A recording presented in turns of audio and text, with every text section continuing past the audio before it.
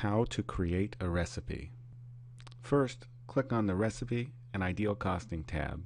Now click on Add, Edit, Recipes. First you will see a list of all of your existing recipes. Here we have two. One is a cocktail, the Black Hornet Beer cocktail, and the other is a lime jello salad.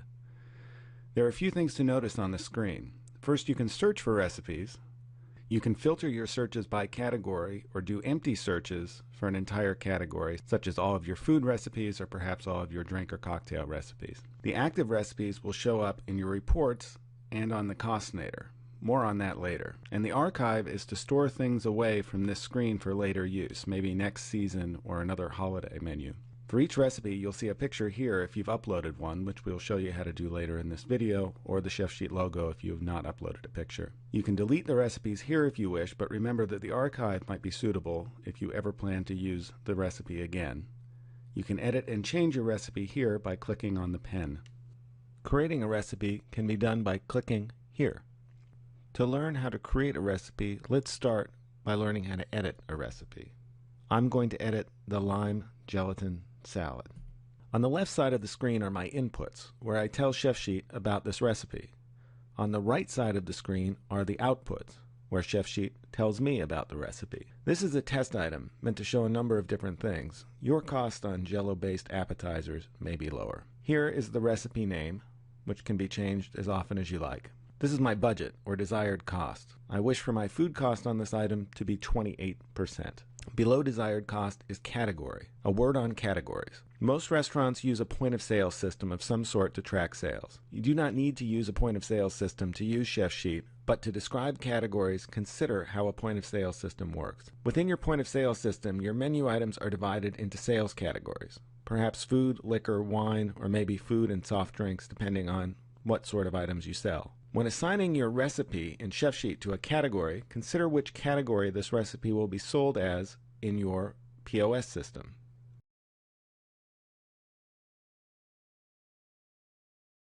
When you're selecting a category from this drop-down list, you'll see all of the same categories that you see when you're adding items to your inventory. You can use these same categories if you like, but they may be too specific. A steak entree may be made of items in the categories meat, produce, dairy, or even wine, and all will be served on the same plate and will be sold as one item. If you're like many restaurants, you'll sell the steak as food. This would be the category you'd want to select here.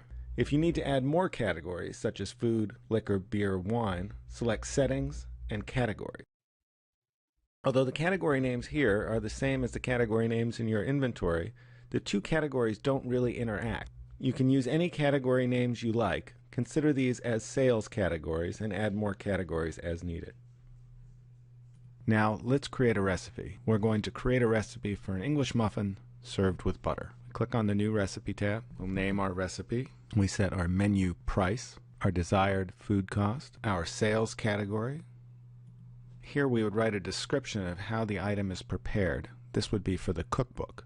Below, we see settings for how this item would be used as a bulk recipe. If you're making a sauce or some ingredient that would be used in multiple recipes, you can set here the unit and the cost of that unit, perhaps an ounce or a gallon or a dash. This doesn't apply to our recipe. You can set this later at any time when you're adding the recipe to another recipe. Here we can add a picture of our item. The picture will appear the next time the item is loaded. Now we can add ingredients in three ways. We can add ingredients from our inventories. Using Chefsheet's social features, we can add ingredients from other users' inventories. This is all anonymous, as with all the social features in Chefsheet, and is a great way to create theoretical recipes, perhaps for holiday menus or for proposed menu changes. Last, we can add other recipes as recipes. This would be a bulk recipe like a sauce. Any recipe can be added to any other recipe, and in that function will serve as a bulk recipe. I need to add my English muffin. As I type into the green input field, it's searching all of my inventories to find items that match what I'm typing. And here I find 12-piece English muffins. The very first time I add any one item to a recipe, I will be prompted to set the recipe unit and price.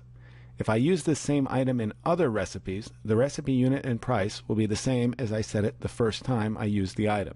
I can change the recipe unit and price by finding this item in any inventory where it exists and changing the numbers there.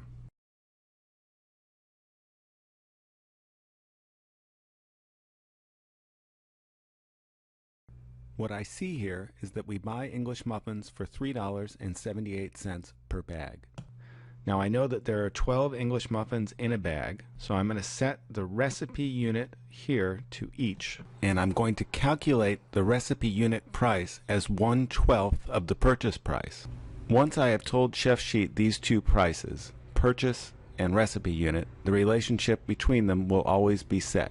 If the price in any inventory for English muffins were to double, the price for the each would also double. It will always be 1/12 of $3.77, or whatever the purchase price becomes. A word on price updates. You may have an item such as English muffins in several open inventories.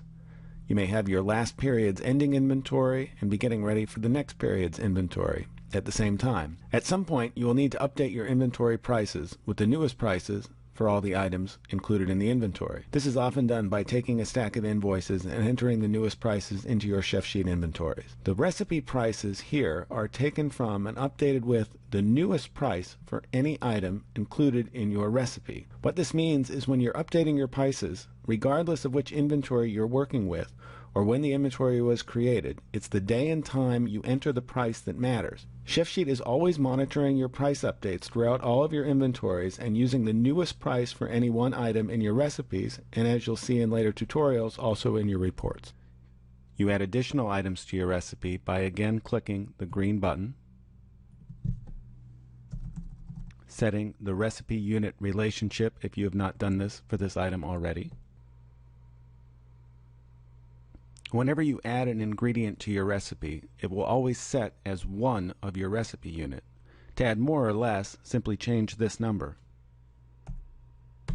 You can add items from other users' inventories, always anonymous, by clicking the blue button, type the name of the item you're interested in, and you'll see matches start to appear with the distance that the item is sourced from, expressed in miles, next to the item. Select the item and you'll see the other user's purchase price. As you would entering your own item, set the recipe unit based on the purchase price. The recipe unit price for these items is static and will not be updated when the other user updates their prices. You can add any recipe you've created as an ingredient in your recipe.